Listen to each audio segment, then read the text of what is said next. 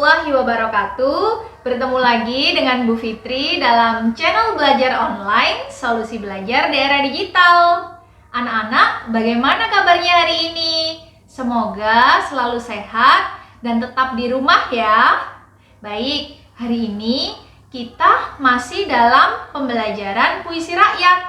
Kita melanjutkan pembelajaran yang lalu ya. Kali ini kita masuk dalam puisi rakyat bagian yang kedua. Kalau begitu, langsung saja kita mulai materinya.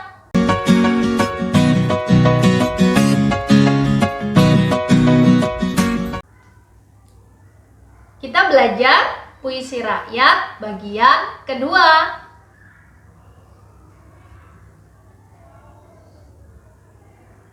Saya nyalakan pointernya dulu. Ya. Ada dua kompetensi dasar yang harus kalian capai.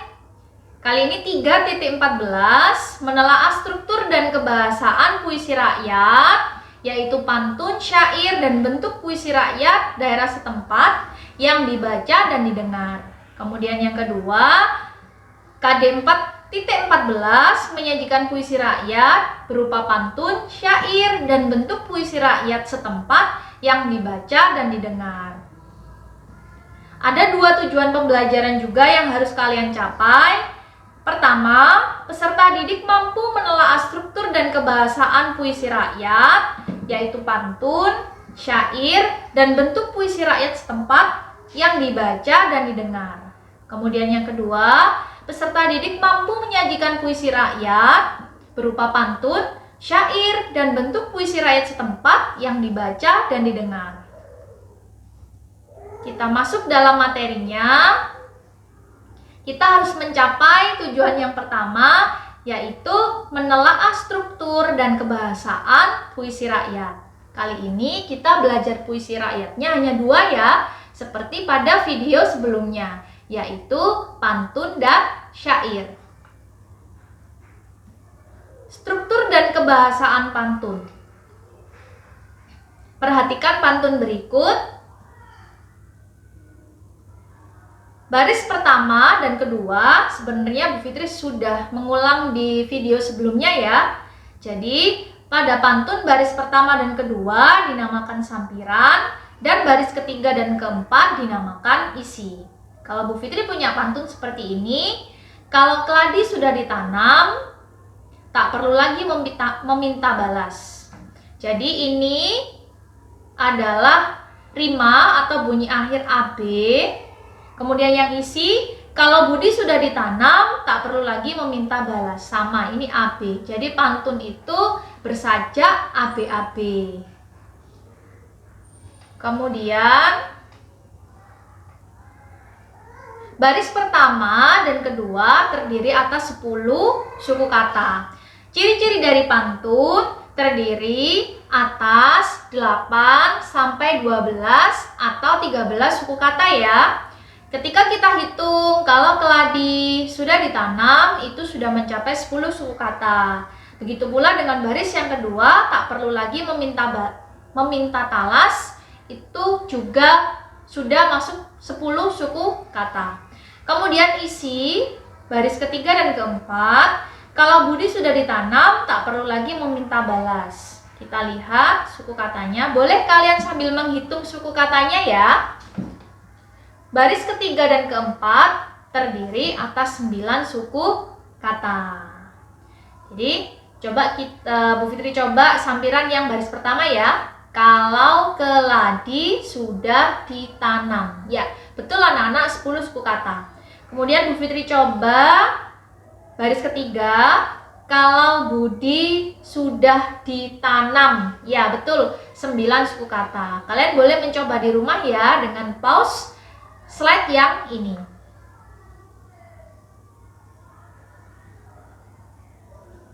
Kita bicara struktur pantun. Pantun itu baris pertama dan kedua dinamakan sampiran. Sampiran adalah pengantar bagi pembaca agar mau membaca larik selanjutnya. Jadi seperti kiasan ya, di baris pertama dan kedua supaya pembaca itu penasaran kira-kira baris ketiga dan keempatnya supaya sambung dan bertautan dengan baris pertama dan kedua. Ini apa ya isinya? Jadi boleh dibuat di sampiran ini pembaca supaya penasaran agar membaca baris yang selanjutnya. Kemudian baris pertama dan kedua pada pantun disebut sampiran. Sudah. Dua larik atau baris sampiran sebagai pengantar untuk masuk pada larik ketiga dan keempat.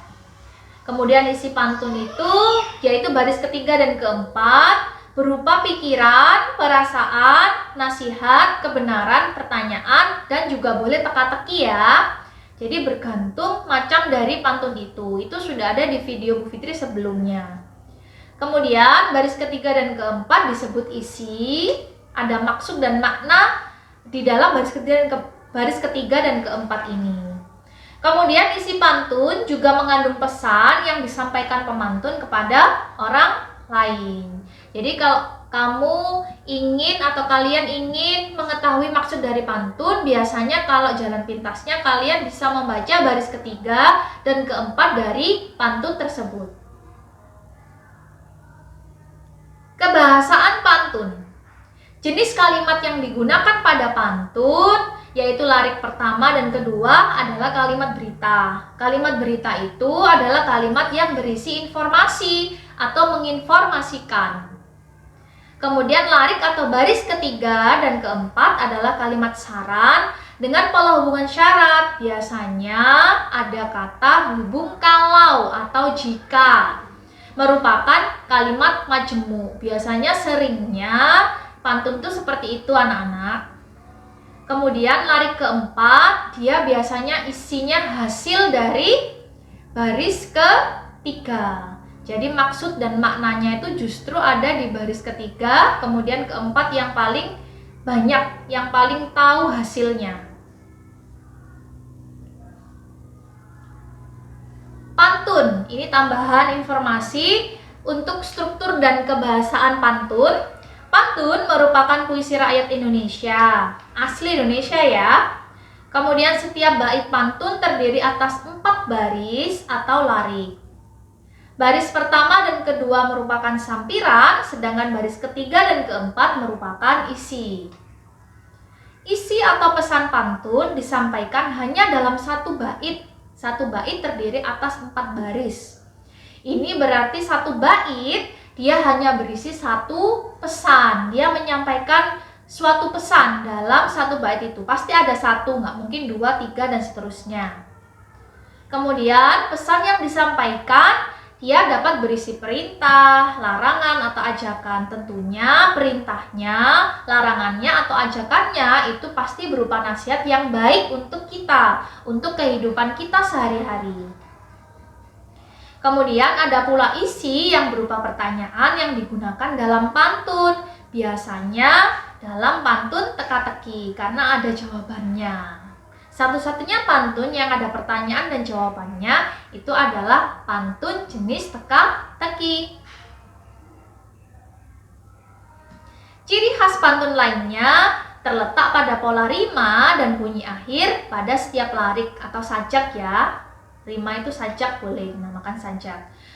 Satu larik pantun biasanya terdiri atas 8 sampai 12 suku kata atau boleh 13 suku kata. Dia biasanya bersajak A, B, A, B atau boleh A, A, A, A. Asalkan tetap pada cirinya yaitu pantun baris pertama dan baris kedua berupa sampiran dan baris ketiga dan keempat berupa isi. Jadi beda ya dengan syair. Syair itu memang rima atau sajaknya A, A, A, A.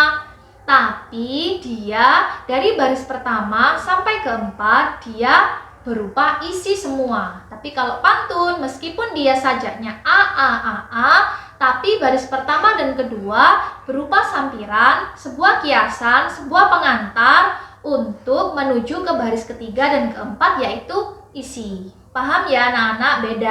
Beda sekali. Kemudian selain itu, pantun juga sering menggunakan konjungsi atau kata hubung. Misalnya, kalau, jika, untuk menunjukkan hubungan syarat.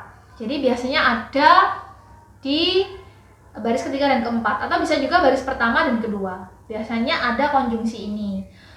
untuk menunjukkan hubungan syarat. Jadi misalnya baris ketiganya kalau kita ngapain, kita mesti ngapain gitu ya, baris ketiga dan keempatnya.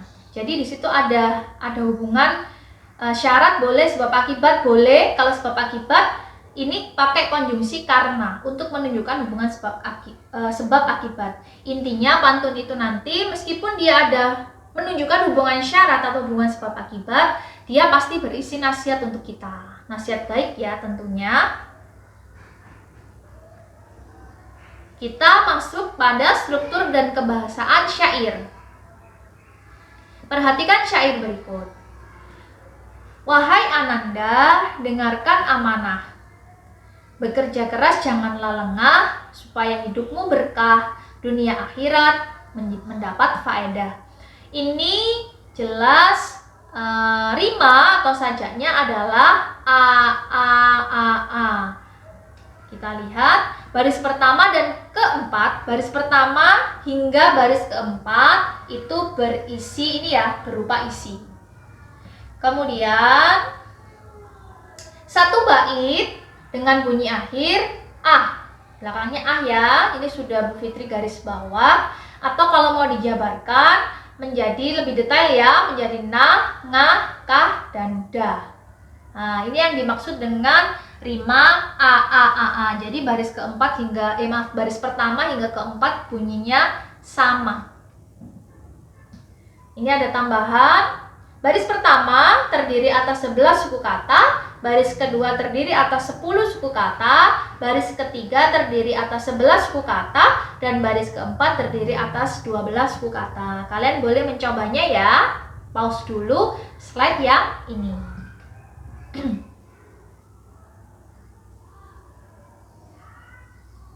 Struktur syair. Satu bait pada syair itu terdiri atas 4 larik dengan pola rima atau sajak a. Keempat lariknya merupakan isi dan terkait dengan bait-bait yang lain. Masuk ke kebahasaan syair. Keempat larik dalam syair tersebut merupakan kalimat perintah. Larik ketiga dan keempat pada syair tersebut merupakan hasil yang diperoleh jika melakukan perintah pada larik ke-1 dan ke-2. Kalian bisa coba sendiri atau membuka slide yang sebelumnya ya. Tambahan penjelasan struktur dan kebahasaan syair. Syair merupakan puisi Melayu lama yang mendapat pengaruh sastra Arab. Beda dengan pantun, kalau pantun asli dari Indonesia. Bentuk syair pada umumnya terdiri atas beberapa bait yang masing-masing berisi 4 baris atau larik yang tersusun atas 8 sampai 14 suku kata. Ini tambahan ya anak-anak, ketika Bu Fitri membaca beberapa buku, Bu Fitri menemukan syair itu boleh hingga 14 suku kata. Pada video sebelumnya Bu Fitri membatasi hanya sampai 13 suku kata. Ternyata bisa mencapai 14 suku kata. Kata bersajak a. Syair tidak memiliki struktur tertentu pada setiap larik atau bait seperti halnya pantun. Isi atau pesan dalam syair juga tidak selesai pada satu bait, melainkan pada keseluruhan bait. Ini berarti rangkaian bait dalam syair merupakan satu kesatuan yang berisi pesan tertentu berupa perintah atau ajakan untuk berbuat baik, karena pada dasarnya syair itu berisi pedoman hidup. Penggunaan konjungsi juga berlaku dalam syair untuk menyampaikan pesan kepada pembaca.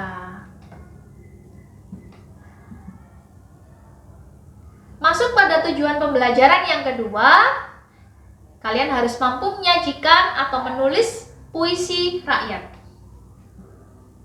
Dalam penulisan puisi rakyat, kamu dapat menulisnya berdasarkan imajinasimu, berkaitan dengan kondisi di sekitar. Ya, seperti pada pertemuan sebelumnya, Bu Fitri menginstruksikan kalian untuk membuat satu pantun dan satu syair. Kalian boleh pilih. Ternyata ada beberapa siswa yang ternyata bisa membuat pantun dan syair sesuai dengan ciri-ciri syair dan pantun. Jadi pada saat itu juga berdasarkan imajinasimu kalian bisa membuat pantun dan syair, tentunya sesuai dengan ciri-ciri, struktur dan kebahasaan dari pantun. Kamu dapat memilih tema dan pesan yang menarik untuk disampaikan dalam puisi rakyat yang akan ditulis. Anak-anak, pembuatan puisi rakyat ini memang cukup menarik ya, karena kita diamanai atau diberi pesan agar ketika kita membuat pantun dan syair itu, kita harus melahirkan sebuah pesan yang baik kepada pembaca. Jadi kalau pembaca mengikuti pesan yang kita sampaikan, berarti pantun dan puisi kita itu pantun dan syair kita itu bagus, sehingga orang-orang itu bisa mengikuti pesan yang kita sampaikan. Nah, kalian tinggal menghitung berapa pahala yang sudah bisa kalian dapatkan ketika hanya membuat pantun dan syair. Untuk menghasilkan puisi yang menarik dan berkesan, kamu harus memperhatikan beberapa hal penting dalam puisi rakyat, yaitu struktur dan kebahasaan. Jangan lupa ya. Kemudian, jangan lupa kamu harus menentukan jenis puisi rakyat yang akan ditulis, yaitu pantun atau syair. Kemudian, pahamilah penjelasan berikut. Langkah menulis pantun. Sebelum menulis pantun, tentu kamu harus memahami ciri, struktur dan kebahasaan yang menjadi kekhasan atau ciri-ciri ya dari pantun. Jika sudah paham betul, kamu dapat melakukan langkah-langkah berikut. Pertama, kamu harus menentukan topik pantun untuk menyampaikan pesan berupa ajakan, perintah, larangan, dan sebagainya. Topik adalah hal yang dibahas dalam pantun. Apakah kamu ingin memilih topik tentang agama, tentang pendidikan, tentang sosial, tentang humoris misalnya teka-teki, atau tentang yang lain misalnya budaya, sosial, politik, dan lain sebagainya. Bebas. Kemudian menuliskan bagian isi pantun yang memuat pesan tertentu terlebih dahulu. Jadi isinya dulu ya, baru ketika sudah memuat isi itu tentunya ada di baris ketiga dan keempat. Kamu harus menuliskan isinya dulu, kemudian kamu baru bisa mencocokkan atau membuat kata-kata yang sambung dengan baris ketiga dan keempat tadi. Baru membuat baris pertama dan kedua, itu caranya. Kemudian yang ketiga, menuliskan bagian sampiran dengan menyesuaikan sajak dan bunyi akhir yang sama seperti bagian isi, yaitu AB atau AA. Jadi kalian boleh memilih bunyi akhirnya itu mau AB atau AA. Berarti kalau AB, baris ketiga dan keempatnya, kalau misalkan baris pertama dan keduanya AB, berarti baris ketiga dan keempatnya harus AB. Jadi nggak boleh AB, AA nggak boleh. Kalau misalkan baris pertama dan keduanya AA, berarti baris ketiga dan keempatnya harus AA. Seperti itu. Memang cara menulisnya harus melewati baris ketiga dan keempat dulu ya. Kalian membuat isinya dulu, karena di situ ada pesan yang sangat bagus di dalam baris ketiga dan keempat. Baru bisa membuat atau mencocokkan, membuat baru baris pertama dan kedua. Keempat, membaca kembali pantun secara utuh untuk memastikan sajak yang terbentuk. Jadi ketika sudah jadi semua, kalian baca lagi, kalian pastikan suku katanya, kalian pastikan temanya, dia sudah berada dalam satu tema atau belum. Kadang-kadang ada yang melenceng dari tema, jangan sampai melenceng dari tema atau keluar dari tema. Usahakan baris pertama dan keempat itu dalam satu topik atau satu tema. Setelah itu kalian baca atau kalian hitung suku katanya, kemudian jangan lupa mencocokkan rima atau sajak yang belakangnya. Kemudian jangan lupa si penulis pantun ini harus tahu maksud atau pesan yang terkandung dalam pantun ya.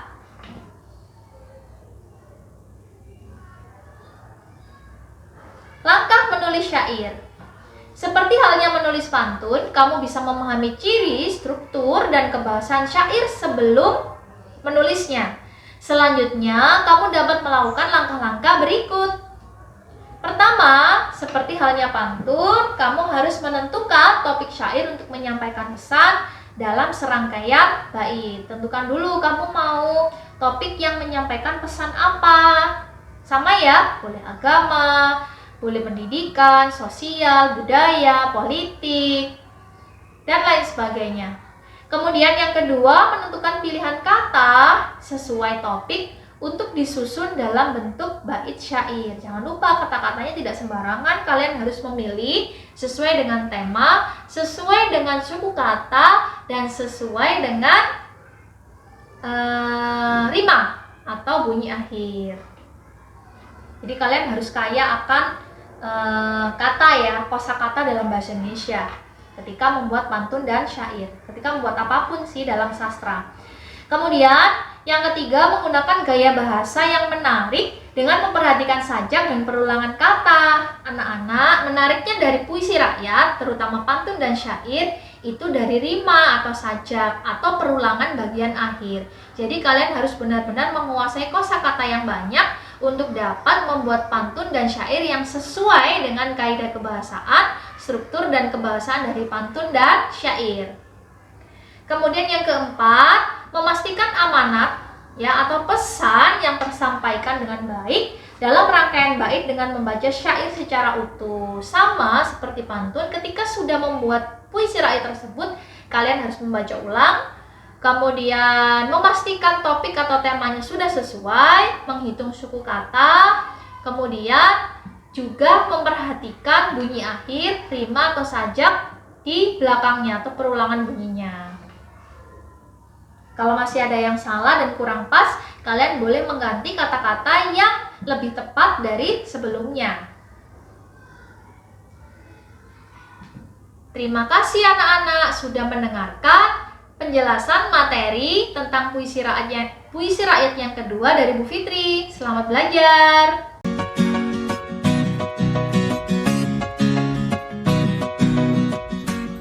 Demikian materi puisi rakyat bagian yang kedua yang sudah Bu Fitri sampaikan. Semoga kalian bisa paham, bermanfaat untuk bekal belajar kalian di rumah ya. Sampai bertemu di video selanjutnya. Tetap di rumah dan tetap jaga kesehatan. Bu Fitri akhiri. Wassalamualaikum warahmatullahi wabarakatuh.